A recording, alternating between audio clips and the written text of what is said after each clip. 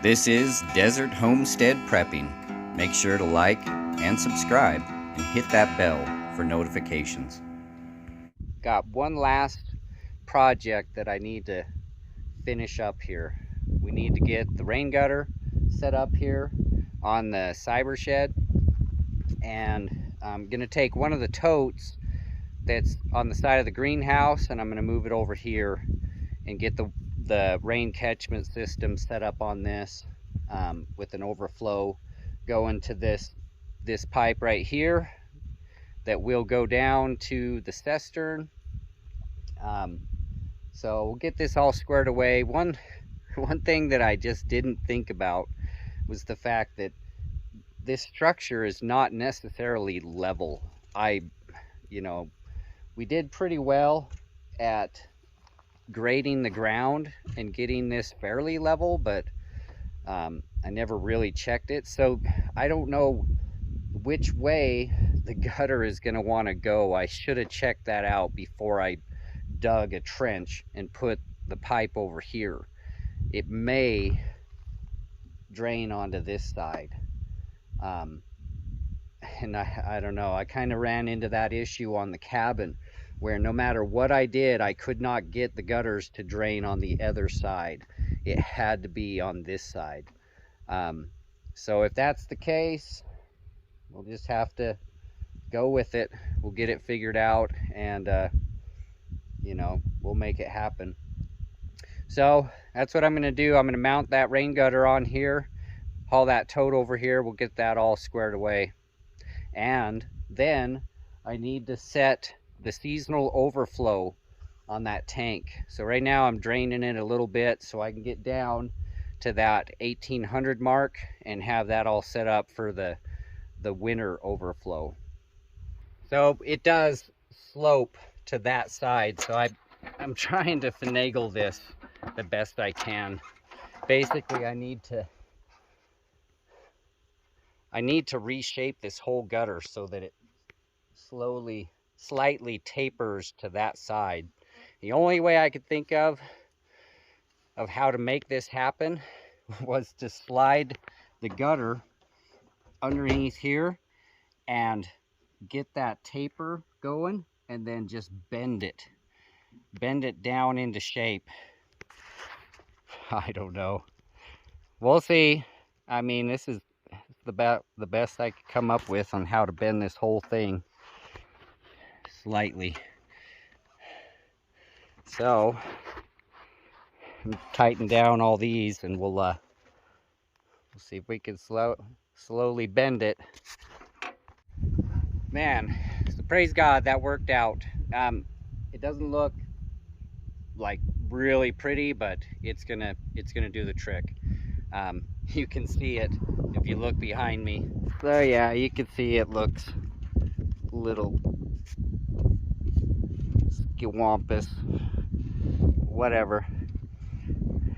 I'm not here to try to have everything look all perfect and manicure. I just need everything to work. So it'll definitely,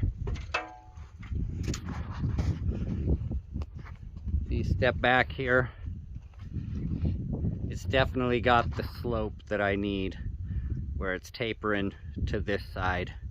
So that's gonna do the trick.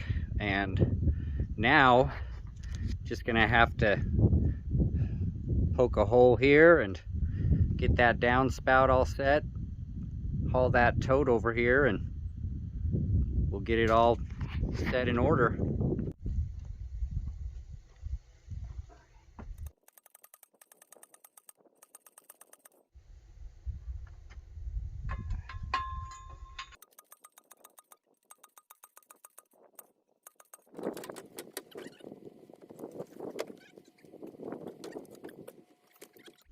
Well, without parts, this was about the best I could come up with. I thought I had more 2-inch fittings, but unfortunately I didn't have what I thought. And also the overflow, I didn't get the 1-inch pipe to hose fittings that I used on that other one, but I did have some 3/4 pipe to hose fittings. So let me kind of show you.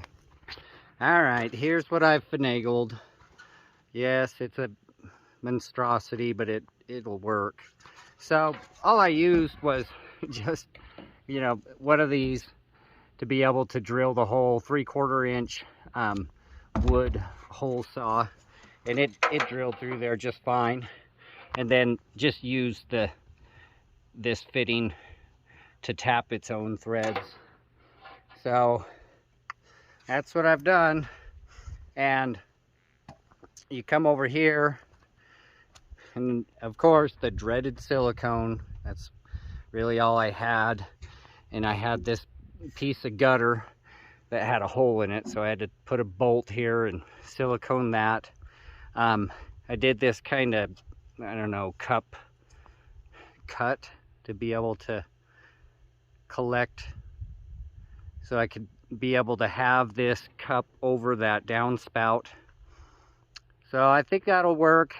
This will be a little bit restricted on the overflow because it's only 3/4, but I'll just have to get 1 inch, and then I'll come back and change that out. It won't be too bad, but I mean, it'll be uniform to go from 1 inch down to 1 inch, just to, you know, make sure that I have decent flow. It's probably going to be restricted anyway. There's going to be times that there's going to be a massive downpour, and there's no way that a 1 inch is going to handle that amount of overflow. It'll at least take some. So we'll see how it works out. Should be okay. Now it's time to install this seasonal overflow. So like I said, I got to bring the level down to this 1,800 gallons mark for the winter. It's a shame, but that's just what I'm gonna have to do, or else I'm gonna freeze back here. We're gonna have all kinds of problems. So I got this kit, got the hole saw and everything, and we'll see how this does. Hopefully it works well. I mean, I guess if we really have to, we can shut this and fill it up more. But I think this is gonna work out just fine. So I'm gonna go ahead and get this hole drilled and get this installed. All right, so in the winter, our overflow will be right here. In the summer, it'll be up here. It's all that good. So I filled this tank up above that lower overflow. Just make sure that it's sealed up and doesn't leak and everything's good. So I left the tank a little bit down from the top. So we're right about here at this line. So I'm just curious to see how much we catch between now and the next time that we come out. We're supposed to come out in about a month, just for a weekend. So we'll see how much we catch. You know what, guys, I don't think that I'm fooling myself here, because there's still some concerns that I have, like, you know, am I gonna really be able to catch enough just with garden hoses? I don't even know. I may have to batch over or something, because I'll be able to fill these totes much faster than I could fill this with hoses. So I don't know how this is gonna all work out for sure. So I did have to rearrange, since we stole one of these totes off the greenhouse, which the roof is not really catching anything.